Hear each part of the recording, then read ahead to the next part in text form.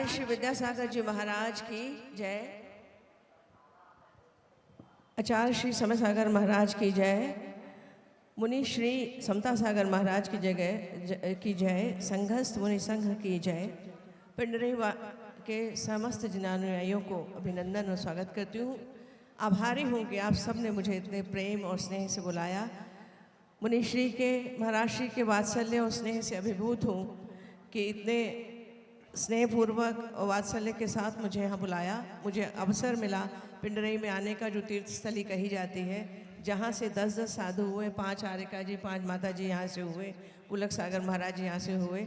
और आज इस महती अवसर पर जब एक ज्ञान सूर्य जब इस धरती पर अवतरित हुआ, चंद्रमा की सकल चांदनी अपने शरीर में समेट कर जब मल्लप्पा और श्रीमंती जी के घर में वह उस बालक का पदार्पण हुआ। श्रीमंती जी ने 16 स्वप्न तो नहीं देखे थे, लेकिन उन्होंने 3 स्वप्न देखे थे। 2 रिद्धिधारी मुनि आ रहे हैं और आहार लिए हैं। 2 तीर्थंकर चले आ रहे हैं, उनकी वो आरती उतारती हैं, और एक चक्र आकर उनके द्वार पर रुक गया है। अब मल्लप्पा जी तो नाभिराय के समान अवधि ज्ञानी थे नहीं कि उनको समझा देते कि जिसके आने से तू इतनी प्रसन्न हो रही है, जिसके आने से तेरे आंगन में इतना उजाला है, वह किसी दिन घर घर में उजियारा करेगा, पूरे विश्व को उजियारा करेगा। और तू जिसको अपना मानकर खुश हो रही है, वो किसी दिन इतना पराया हो जाएगा तेरे लिए कि तू बेटा कहने को तरस जाएगी और तेरे को अंतर को आत्मज्ञान से प्रकाशित कर देगा। आज उन विद्यासागर महाराज जी के, जिन्होंने बहुत ही अल्पायु में 9 वर्ष की आयु में जिनके अंदर एक वैराग्य का बीज वपन हो गया था, जब आचार्य श्री शांति सागर जी का उन्होंने पहली बार प्रवचन सुना और उन्होंने उसी समय से उनके मन में भाव हो गया। आचार्य श्री देशभूषण महाराज जी वहाँ आए और उनसे मुंजी बंधन क्या कराया, सांसारिक बंधनों से छूटने की राह पकड़ ली। एक गुफा में पधारे महाबल मुनि का उनको मार्गनिर्देश का मिला। उन्होंने मोक्ष मार्ग के गलियां ढूंढ ली और उन्होंने उनको मोक्ष शास्त्र और सहस्त्र नाम कंठस्थ करने के लिए क्या कहा कि वो स्वयं मोक्ष शास्त्र के प्रतिरूप हो गए और सहस्त्र नाम सारे के सारे उन्हीं पर चरितार्थ हो गए। ऐसे वो जो 5 वर्ष का बालक अपनी माँ से कहता है नेहरू जी के चित्र को देखकर, माँ ये कौन है? बेटा ये बहुत बड़े आदमी है, इस देश के प्रधानमंत्री हैं। वह क्या जानती थी किसी दिन मेरा ये बालक इतना बड़ा होगा कि इस देश का राष्ट्रपति और प्रधानमंत्री उनकी चरण वंदना करने को चूं। इतनी चेतन कृतियां, 150 से अधिक चेतन कृतियां मुनि महाराज, 175 से अधिक आर्यका माता जी और जाने कितनी क्षुल्लक क्षुल्लिकाएं, उन्होंने कितनी चेतन कृतियों का निर्माण किया। क्या दिन रहा होगा वह जब वो आचार्य श्री ज्ञान सागर महाराज जी के पास पहुँचे और उन्होंने अपनी स्नेहपगी वाणी में पूछा, क्या नाम है? विद्याधर। तो विद्या लेकर विद्या को धरों की तरह से उड़ जाओगे? नहीं महाराज, अभी इसी क्षण आपके चरणों में सदैव के लिए, जीवन भर के लिए वाहन का त्याग करता हूँ। आपके पीछे पीछे चलूँगा, जहाँ आप जाएंगे वहाँ जाऊँगा, जितना कहेंगे उतना चलूँगा। ऐसा शिष्य मिल जाए तो गुरु भी कृतार्थ हो जाता है। कृतार्थ तो वो उस दिन हुए 4 वर्ष में ही। उन्होंने कहा विद्याधर बहुत देर से आए, लेकिन कोई बात नहीं, मैं तुम्हें विद्यानंदी बना दूंगा। शब्द वार्तिक अलंकार के रचयिता मुनि विद्यानंदी, वो आचार्य विद्यानंदी महाराज जी के प्रति उन्होंने अपनी प्रणति भी कही और इनको आश्वासन भी दिया कि मैं तुम्हें बना दूंगा। मेरी संरक्षण में अब आ गए हो तो धर्म, न्याय, व्याकरण, शास्त्र सारे के सारे उन्होंने 4 वर्ष में एक बार में सुनकर कंठस्थ कर लेते थे, रात रात भर जाग जाग कर, और उन्होंने वह सब किया। वह दिन आया उनकी तपस्या देकर, उनका संयम, उनका अनुशासन देखकर, सारे समाज के विरोध के बावजूद उतनी कम आयु में उनको दिगंबर मुनि दीक्षा देने का संकल्प आचार्य ज्ञान सागर महाराज जी ने किया। समाज ने विरोध किया इतनी कम आयु में। अच्छा तो ठीक है, फिर आप तो बहुत आयु वाले हैं ना, तो आप ले लो दीक्षा। सबके मुंह बंद हो गए और उन्होंने उनको दीक्षा दे दी। और 4 वर्ष के भीतर भीतर वो इतने अपने तपस्या में, संयम में, अनुशासन में आगे बढ़ गए कि 4 वर्ष बाद जब आचार्य ज्ञान सागर जी महाराज, मैं जब भी ये प्रसंग याद करती हूँ तो मैं कल्पना करती हूँ उस पल की, उस क्षण की कि कैसा महान रहा होगा वह क्षण। कैसे गुरु थे और कैसे शिष्य। गुरुवर आचार्य ज्ञान सागर महाराज कहते हैं कि मेरा संलेख ना लेने का समय आ गया है, पर मेरे अंदर अब इतनी सामर्थ्य नहीं है कि मैं किसी दूर आचार्य के पास जाकर उनसे संलेख ना लूं। विद्यासागर, तुम आचार्य पद स्वीकार करो। संकोच और विनम्रता से उन्होंने सर झुकाकर इनकार कर दिया। आचार्य ज्ञान सागर जी ने अपना ब्रह्मास्त्र चलाया, गुरु दक्षिणा दो, ये गुरु दक्षिणा चाहिए। अब वो झुकते ही चले गए गुरु के चरणों में और कुछ नहीं कह पाए। और जैसे ही उनको आचार्य पद दिलवाया, आचार्य ज्ञान सागर जी ने वह दृश्य उपस्थित किया जो विश्व में न भूतो न भविष्यति। खुद उनके चरणों में बैठकर अनुरोध करते हैं, हे आचार्य महाराज, गुरु के जीवन में भी एक बहुत महत्वपूर्ण दिन होता है कि जब ऐसा गुरु हो, ऐसा शिष्य हो कि वह कृतार्थ हो जाए और जब अपने से बड़ा बनाने की उसकी इच्छा हो जाए। तो गुरुवर आचार्य ज्ञान सागर चरणों में बैठ गए और आचार्य विद्यासागर जी से अनुरोध कर रहा कि मेरी संलेखना कराइए। धरती विनम्रभूत होकर उसको लगा होगा कि मैं अपने में समा जाऊं। आकाश विगलित होकर बरसने लगा। और उसी समय तब 1972 में आचार्य श्री की आचार्य पद उन्होंने ग्रहण किया। 30 जून 1968 को उन्हें मुनि दीक्षा हुई थी और 4 वर्ष पश्चात ही उनको आचार्य पद मिल गया। कहते हैं कि आचार्य ज्ञान सागर जी के मुख पर सरस्वती विद्यमान थे। वो आंखें बंद करके कहते थे, वहाँ पर वो ग्रंथ रखा है, उसकी इस पंक्ति पर, इस पृष्ठ को खोलो और इस पंक्ति पर ये लिखा है। और उनकी दृष्टि भी कमज़ोर हो गई थी, लेकिन उनको इतने शास्त्र ऐसे कंठस्थ थे और ऐसा गुरु और ऐसा शिष्य। हम सब का सौभाग्य है कि हमने उस युग में जन्म लिया है, उस समय को देखा है जब आचार्य गुरुवर हमारे समक्ष थे। ये हम सब का सौभाग्य है और हमारा तो सौभाग्य और भी ज़्यादा है। मैंने सर्वप्रथम गुरुदेव के दर्शन तब किए थे जब उनका दूसरा चातुर्मास कुंडलपुर में था। तब अशोक साहू जी दिल्ली से, टाइम्स ऑफ इंडिया के मालिक, वहाँ आए थे उस समय बुंदेलखंड की यात्रा पर, प्रवास पर, शांति, और उनके साथ उनके ताऊ जी आए थे, श्याम प्रसाद जी साहू। और तब उन्होंने मेरे से कहा था, अभी तो पूरे भारत में एक ही साधु है, हमने तो बस इन्हीं का नाम सुना है, विद्यासागर महाराज जी का। और उस समय उनकी आयु क्या होगी, सबसे युवा साधु। और तब हमने उनके पहली बार दर्शन किए कुंडलपुर में, और उसके बाद तो ना जाने कितनी बार किए, लेकिन जिसके भाग्य में जितना होता है उतना ही उसको मिलता है। हम तो जान ही नहीं पाए बहुत वर्षों तक कि मेरे गुरु की महिमा क्या है, उनकी तपस्या क्या है, उनकी साधना क्या है, उनका त्याग क्या है, जान ही नहीं पाए। 2016 में, 2001 में उनका पहला महामस्तकाभिषेक हुआ। मलैया जी उस समय विधायक थे वहाँ के, तो वहाँ पर उस समय गुरुदेव के सानिध्य में रहने का अवसर मिला।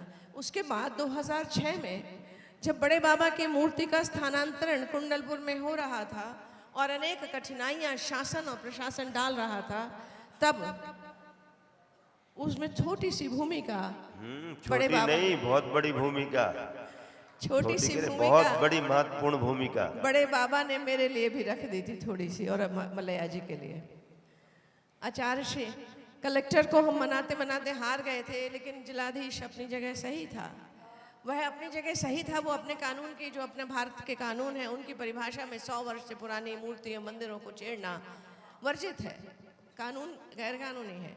लेकिन उनको ये भी भ्रम था कि ये आर्कियोलॉजिकल सर्वे ऑफ इंडिया या स्टेट आर्कियोलॉजी, राज्य के पुरातत्व विभाग के पास या भारत के केंद्रीय पुरातत्व विभाग की संपत्ति है, ये भी उनको भ्रम था, ये गलतफहमी थी। लेकिन आज तक, पहले भी कभी नहीं रही है और आज भी नहीं है।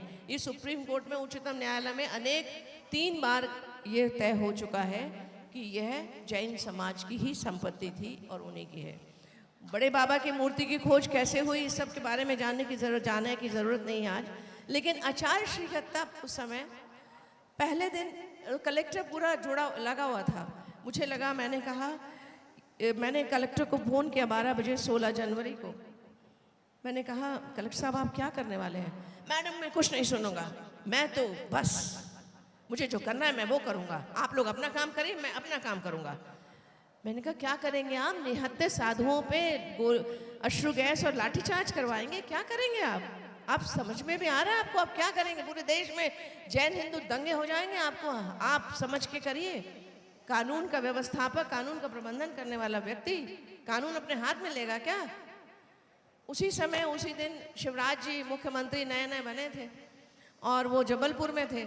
ये भाग्य की बात देखिए। और मुख्य सचिव, चीफ सेक्रेटरी उनके साथ था, वो भी एक ही था, विजय सिंह। और उन्होंने कहा, सर हमको लाठीचार्ज की अनुमति दीजिए और कार्यवाही करने की। उनने कहा मेरी गद्दी जाए तो जाए, मैं निहत्थे साधुओं पर लाठीचार्ज करने की अनुमति नहीं दूंगा। शिवराज जी का ये ऋण जैन समाज पर है। उन्होंने जो इतनी बड़ी बात उस दिन कही, मेरी मुख्यमंत्री की कुर्सी जाए तो जाए, लेकिन मैं किसी भी को जैन निहत्थे साधुओं पर बोले। और हम लोगों ने पहले योजना बना ली थी कि हम लोग सब साधुओं को और माताजी लोगों को सबको आगे बिठा देंगे, फिर देखते हैं इनको बाहर करके कौन जाता है। उस दिन निकल गया कैसे तो भी वो दिन। बहुत सारे हंगामे हुए, बहुत सारी बातें उस दिन हो गई। कलेक्टर कुछ करना चाह रहा था, विजय सिंह जी कुछ करना चाह रहे थे। मैंने इनसे कहा, मलैया जी को कहा, मैंने कहा आप एक काम करो, आप ना किसी भी तरीके से कलेक्टर के हाथ से कंट्रोल ले लो। अजय बिश्नोई जी अपने जबलपुर के मंत्री जी मुख्यमंत्री के साथ थे। मैंने कहा तुम अजय भैया को समझा दो, अजय भैया समझा देंगे उन्हें। अजय भैया को इन्होंने कह दिया कि भैया यार ये कलेक्टर तो कुछ भी करेंगे। कलेक्टर अपनी जगह सही थे, मैं उनको दोषारोपण नहीं करती हूँ, लेकिन उन्होंने कहा, अजय बिश्नोई ने कहा, शिवराज जी ऐसा करिए, सागर से कमिश्नर को और आईजी को लाके यहाँ बिठा दो, दमोह में, कुंडलपुर में। तो जब वो दोनों आ गए तो कलेक्टर और एसपी की बावस बहुत बढ़िया, बहुत। इससे बढ़िया प्रशासनिक निर्णय नहीं हो सकता था उस समय, क्योंकि कलेक्टर के हाथ में यदि अनुशासन वो प्रबंधन रहता और व्यवस्था रहती, कानून व्यवस्था, तो वो कुछ भी करता था। और लेकिन मेरी बाद में जब बात हुई तो उन्होंने बताया, मैडम मेरे को परमिशन मिल गई थी, पर मैंने सोचा झगड़ा होगा ज़्यादा, तो इसलिए मैं चुप रहा। और बाद में अगले दिन 17 जनवरी को शिवराज जी का फ़ोन आया, बोले भाभी से बात करना है। मेरे से बात की, बोले भाभी आचार्य श्री से जाकर कहो पहाड़ खाली कर दें।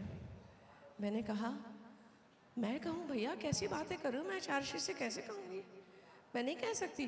बोले नहीं भाभी आप ही को कहना पड़ेगा, और कोई वहाँ नहीं है जिससे मैं कह सकूँ, आप ही को कहना पड़ेगा। आपको मैंने भेजा इसीलिए था, उन्होंने मेरे को 15 तारीख की रात को आग्रह करके भेजा था कि आप जाओ किसी से तो हम बात कर सकें, आप कुंडलपुर जाइए। तो मैंने कहा कोशिश करती हूँ। मैंने वीरेश को कहा, वीरेश ने हाथ खड़े कर दिए, मैं नहीं कहता, आप कहो। अब मैं गई आचार्य श्री के पास। आचार्य श्री पहाड़ पर कहीं बैठे थे एक मंदिर में। मैंने आचार्य श्री, अब मेरे भी बोल ही नहीं निकले, आचार्य श्री मुख्यमंत्री जी का फ़ोन आया है। आचार्य श्री पहाड़ खाली करना होगा। 2-3 मिनट का सन्नाटा ऐसा खिंचा, मेरे प्राण, मेरी सांस ऊपर की ऊपर और नीचे के। आचार्य श्री क्या कहने वाले हैं अब, मुझे नहीं पता। 2 मिनट के बाद आचार्य श्री, 2 मिनट का वो मौन, ऐसा लग रहा था जैसे युग बीत गए। और आचार्य श्री कहते हैं, आपको जो करना है आप करें, कानून को जो करना है कानून करें, हमें जो करना है हम करेंगे।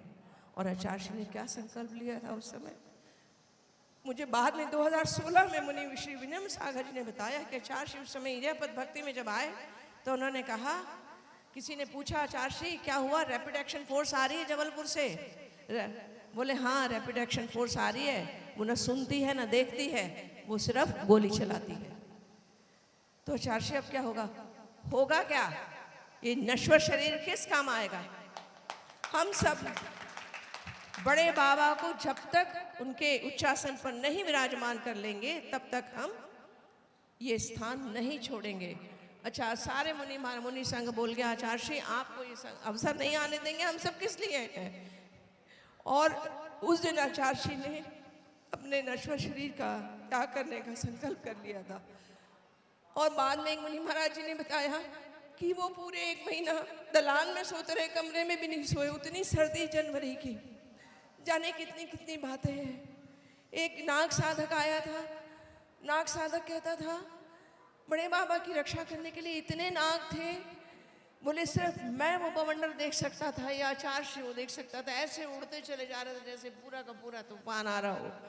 बोले मैं नाग पकड़ता था जो आचार्य श्री के रक्षक देव थे, मैं उनको पकड़ के कनस्तर में बंद करता था, बोरी में बंद करता था, और जब मैं जाकर जंगल में उनको छोड़ने जाता था तो मैं देखता था वो है ही नहीं, तो मैं उनसे प्रार्थना करता था, अपनी साधना से उनसे बात करता था, और वो कहते थे हम बड़े बाबा के रक्षक देव हैं और अब हम वो गायब हो जाते थे। उसने एक फ़ोटो भी भेजी थी उस समय की फ़ोटो वो मैंने कुंडलपुर की ग्रंथमाला में छापी है। अद्भुत है, अद्भुत ना सर्प है वो।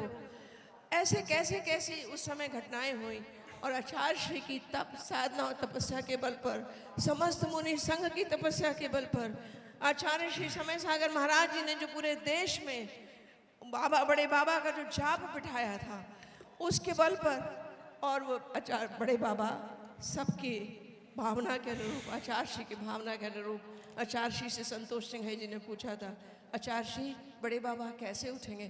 कुछ नहीं, तुम सब खड़े हो जाना, जैसे पड़गाहन करते हो ना बड़े बाबा के पगड़गाहन के लिए, मैं और मेरा पूरा मुनि संघ खड़ा रहेगा। और आचार्य श्री बड़े बाबा के पड़गाहन के लिए वैसे ही खड़े हो गए। मुनि श्री सौम्य सागर जी ने पूछा बड़े बाबा उठ गए हैं? आचार्य श्री बड़े बाबा उठ गए हैं। इतने करुणा से, इतने विनम्रता से आचार्य श्री पूछते हैं क्या अब हम बड़े बाबा को देख सकते हैं? वह आचार्य जिनके कारण सब कुछ हो रहा था, जो चाहते तो कह सकते थे अच्छा बड़े बाबा उठ गए हैं, चलो चलें देखाएं, क्या उस मुनिवर से आज्ञा मांग रहे हैं? उनकी विनम्रता की पराकाष्ठा थी। ऐसी ऐसी अनेक घटनाएं। और ऐसा कहते थे कि आचार्य श्री और बड़े बाबा का संवाद चलता है, जीवंत संवाद। आचार्य श्री 16 जब वीरेश सेठ बोले कि क्या करें, अच्छा चलो आचार्य श्री आप हम सब तो प्रार्थना कर रहे हैं कि ये कलेक्टर ठीक रहे और मुख्यमंत्री जी को समझ आ जाए, ठीक है तुम लोग उनसे प्रार्थना करो, हम अपने भगवान से प्रार्थना करके आते हैं। आचार्य श्री गए बड़े बाबा के पास, चलने हैं उतर, अब तैयार रही हो, अचानक हल्के हो जाइए हो जरा, जैसे जैसे तुम्हें उठा ले मैं भी जल्दी से। अच्छा ऐसा कहते हैं, ये कहा गया, कहानी है, कही गई है बात, लेकिन क्या भाव रहा होगा, क्या उन दोनों की तार जुड़े रहे होंगे। मैं तो पूरे उस 2016 के महामस्तकाभिषेक में बड़े बाबा और छोटे बाबा दोनों के चमत्कार ही देखती रही। मैं बैठी थी, महामस्तकाभिषेक खत्म हो गया, मैं बड़े बाबा के दरबार में बैठी थी। सब मुनिवर समझते होंगे इनको कुछ आता नहीं है, तो बस राजनेत्री है, ये भी बड़ा अपराध था, राजनेत्री होना और अपराध, तो इनको कुछ आता जाता ही नहीं है। हमें आता ही नहीं था चौका लगाना, ना हमें मर्यादा पता है ना कुछ। हम प्रार्थना किए बड़े बाबा से, बड़े बाबा बाबा हम कहाँ पर लगाएं भगवान, कैसे चौका लगाऊं, मुझे तो आता ही नहीं कुछ। इतने में एक दीदी आई, भाभी आप हमारे साथ चौका लगाना, हम आचार्य श्री को पड़काएंगे। मैं कहा हाँ हाँ हाँ। मैंने बड़े बाबा की तरफ देखा और उनकी तरफ, ऐसे ऐसे चमत्कार उस समय घटित हुए। आचार्य गुरुवर को मैंने तो बहुत कम समझा है, उनको समझने की किसी में सामर्थ्य भी नहीं है। उनके शिष्य जो उनके कोख जाए शिष्य थे वही उनको समझ पा सकते हैं, उनका वर्णन कर सकते हैं, जिन्होंने उनको उनके साथ गुजारा किया है, जिन्होंने उनके साथ सीखा है, ज्ञान प्राप्त किया है, वे चेतन कृतियाँ ही उनके बारे में कुछ कह सकते हैं।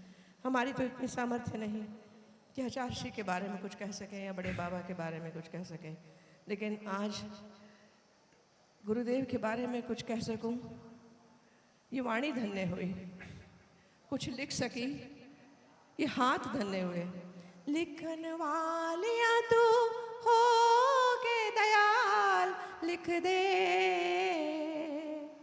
मेरे हृदय विच गुरा दा नां, लिख दे मेरे हृदय विच गुरा दा नां, लिख दे मेरे कन्ना विच गुरु दा शब्द, लिख दे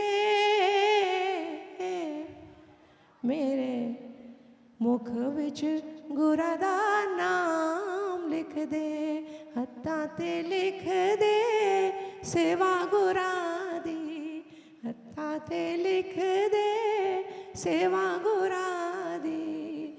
मेरे कन्ना विच गुरा दा नाम लिख दे, मेरे हृदय विच गुरु का नाम लिख दे। मेरे ऐसे गुरुवर के बारे में जो गा गा के हारी है, कलम लिख लिख के हारी है, जमी आकाश से ऊंची गुरु महिमा तुम्हारी है। ले जाए वो रहमत उसका जिसने शीश झुकाया है, जलती हुई इस दुनिया में मिली ये शीतल छाया है। कितने ऊंचे भाग हमारे ऐसा गुरुवर पाया है, जलती हुई इस दुनिया में मिली ये शीतल छाया